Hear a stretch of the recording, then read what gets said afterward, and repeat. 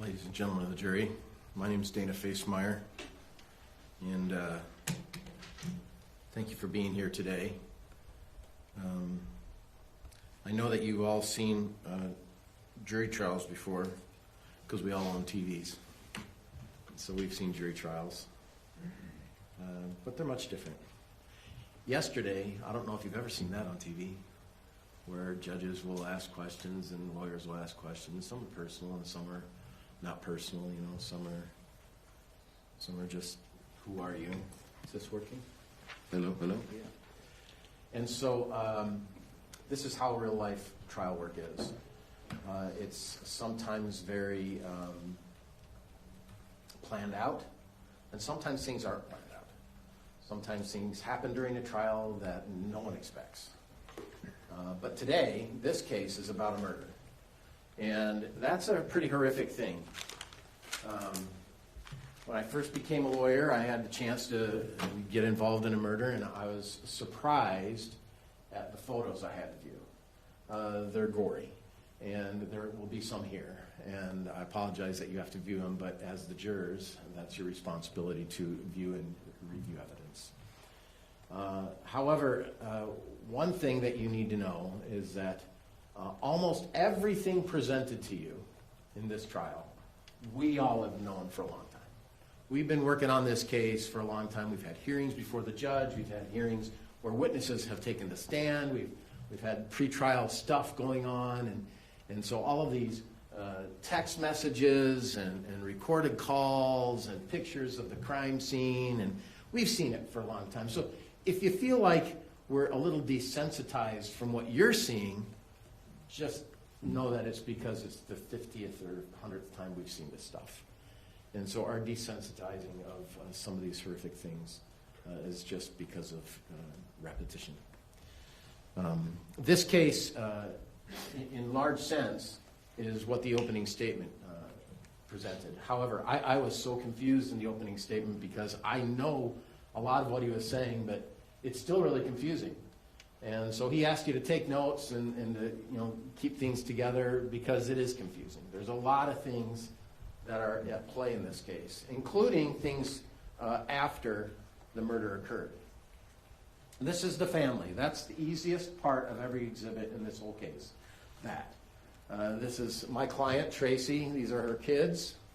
And this is her kid, Kate. And Kate sort of comes in between Kevin and Tim. And she married Matthew. And they have 2 kids. And then Matthew has mom, Diane. That's the easiest exhibit we'll have. Everything else is a little bit hard to see and hard to differentiate. I think the thing that will be most apparent in this case is that as this case moved forward, there became a narrative. This is what happened. This is what happened. This is how it happened. And this is what happened. The problem is their narrative decided the evidence. And they've never left their narrative. They never allowed for the evidence to speak for itself and then determine what really happened. The narrative has continued to press how the evidence is interpreted, is decided. And that's an error. That's an error in police work. You don't let the narrative decide the case. You let the evidence decide the case. Interesting fact about this case is that the murder occurred, and then Kevin was arrested, and then many months later, Kate and Tracey were arrested. And it was because of law enforcement, really the gritty part of work. They went and they started scouring things and looking at things. And they said to themselves, hey, we don't just have Kevin killing a guy. We have this conspiracy between Tracey and Kate. And therefore, we need to arrest them. And they arrested them.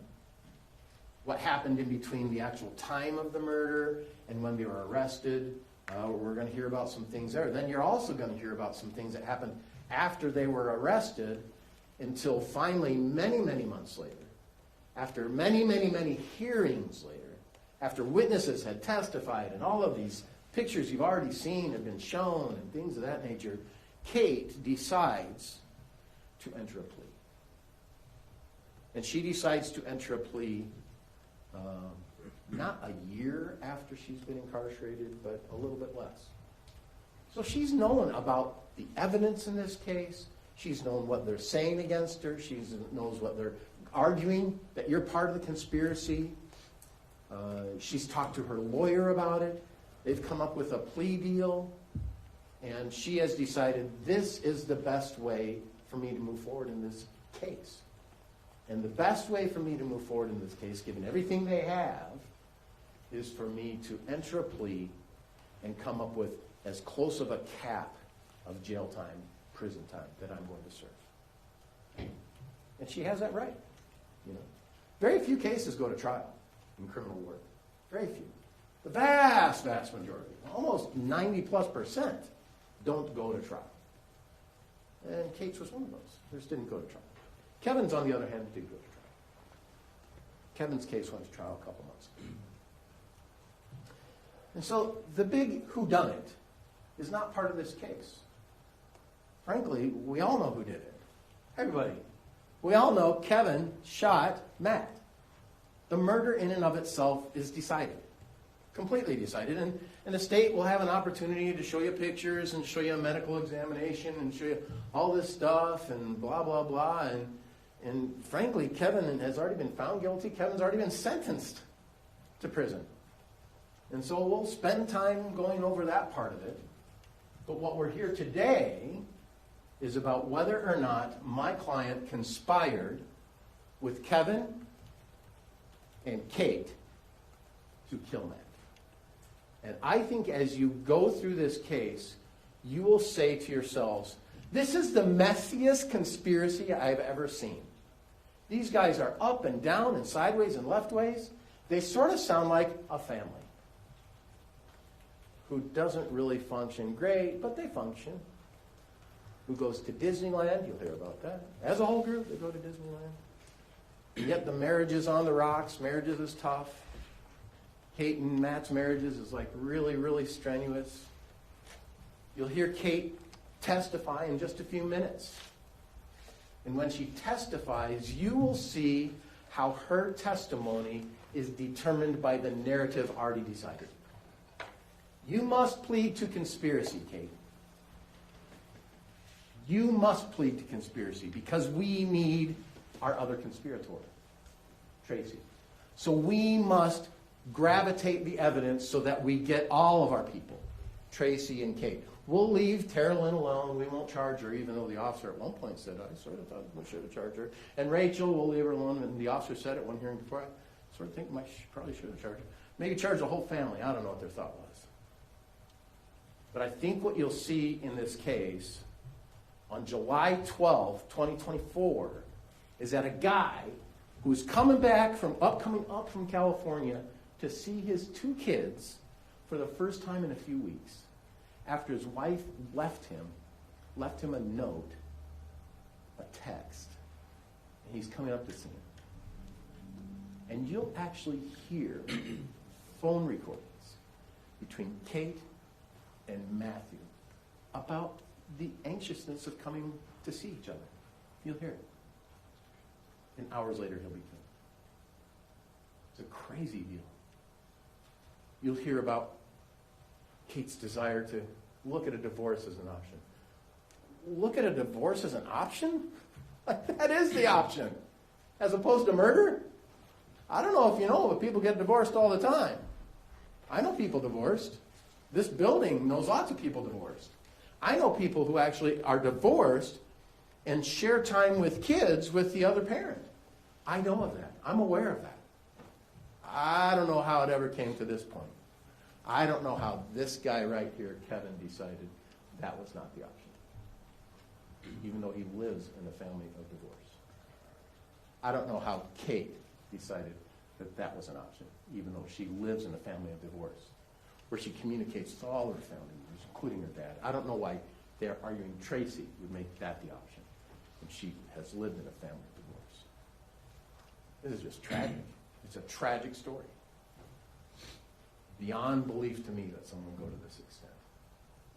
But there's a few things that are going to come out that you haven't been told yet that will really make the deciding factor on how did this whole plan come together?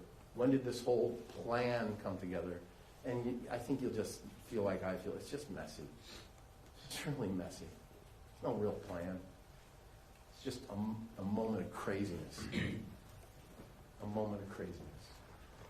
I think that's what you'll find in this case. As we begin with our first witnesses, you'll see how that goes. Take notes. In our opening instructions, which are somewhere here, thank you. There's a few things the judge said, and they keep the instructions with them, don't they, Your Honor? Yeah, you have the instructions. I'll write a few things down. Number 6, it says evidence. A lot of people get confused. A lot of people call my office, hey, Ms. Facemeyer, I got this case, but I don't have any evidence. I said, what happened? Well, I was outside, and this guy kicked me in the leg, and, I got a bruise, and I guess a bruise is evidence. And then I say to him, well, you know what's evidence? Is you testifying. That's evidence. That's actually evidence in almost every single case. Testimony. Testimony is evidence. What you hear on the stand is evidence. The problem is when you go to deliberate, you don't get a copy of it anymore. So you can't go back and, can I re-listen to that? That's not available. You need to remember. And as a group, you need to confer and deliberate. That's a legal term, right? So evidence is testimony. So take notes of the things you remember as best you can. No one's perfect. I'm not perfect. But do that. Because those things are really what determines this case. I find an interesting thing, and I'm sort of bothered about this jury instruction. I'll tell you why. It's the jury instruction that says, it's number 3, I think. No, it's number, where is it?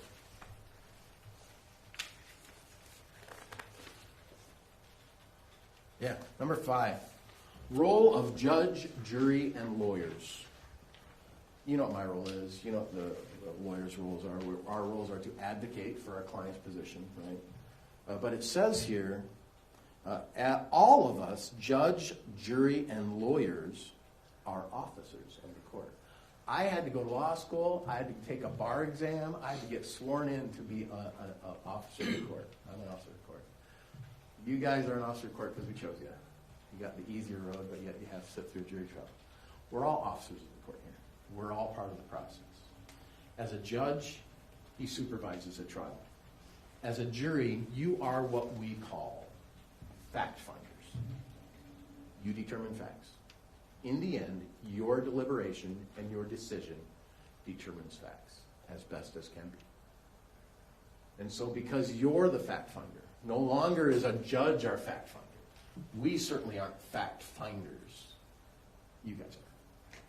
And because you're fact finders, what you remember, what you recall, what you write down, what you pay attention to, what you see, you will have to come up with the facts. However, there's a caveat.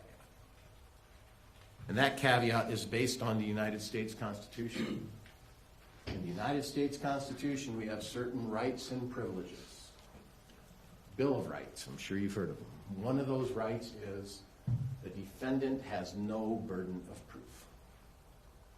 When you're charged with a criminal case, the burden is upon the state. The state has the burden to prove their case beyond a reasonable doubt. That's the law. There's nothing in the Constitution that says the defendant has to prove anything. Indeed, after a state's case is concluded, the defendant can just say, I'm done. Thanks. Did they do it? Did they prove it? Because that's our constitutional rights here in the United States. And so as you go through your fact-finding part, it's the burden of the state to determine whether or not they prove the case. Lastly, we had a big trial here in Utah not too long ago, and my daughter was all into these trials, and she listens to them. And one day she said to me, Dad, she's older, she's 6, Dad, the defense didn't call a witness. What does that mean? Now, my daughter's known I've been a lawyer pretty much all her life, so surprised she said. I said, honey, on almost every single case you have, all the witnesses are known to everybody. I don't know who the witnesses are. I've known for ages who these witnesses call witnesses that each party is going to take advantage of their opportunity to testify. And so whether I call them as a witness or don't call them as a witness, the fact that they're here and that they're involved in the case is why they're here. So whether the defense calls a witness or doesn't call a witness, it's not because of anything more than we all know who the people, the players, we all know who the players in the game are. All of us. It's not a surprise. So as you listen to this case, don't be surprised that we know these witnesses and we are able to talk to them because we've done it before, and on other cases it will continue that day. I don't know how long exactly this trial is going to take. It's scheduled for 3 weeks, but the evidence will be presented to you over time. And as you go through this process with binders of exhibits, you have an opportunity to what I think you will find. This is just a messy deal that just got out of hand. And one guy